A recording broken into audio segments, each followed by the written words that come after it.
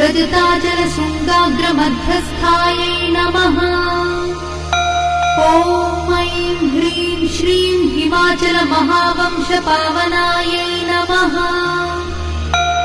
ॐ ऐं ह्रीं श्रीं शङ्करार्धाङ्गसौन्दर्यशरीरायै नमः।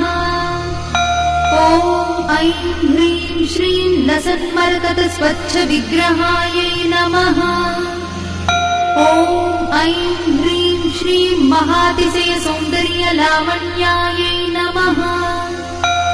ॐ ऐं ह्रीं श्रीं शशाङ्कशेखरप्राणवल्लभायै नमः। ॐ ऐं ह्रीं श्रीं सदा पञ्चदशात्मैक्यस्वरूपायै नमः। ॐ ऐं ह्रीं श्रीं वज्रमाणिक्यकटककिरीटायै नमः।